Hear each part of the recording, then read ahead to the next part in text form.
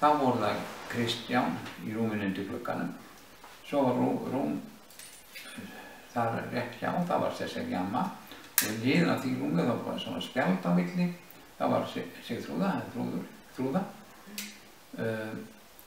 Svo kom á skörinni, það var rúmi sem Inga og ég sá mig og svo var gengið þar inn og það þurfti að ýta rúminu aðeins til yfir á hérna það sem gengið var upp uppganginn þess að komast annaðlega inn í stíga þar sem Siggi var. Þetta hann var búinn að byggja við. Já. Hann byggja við sko sennilega áður en ég kem sko þá.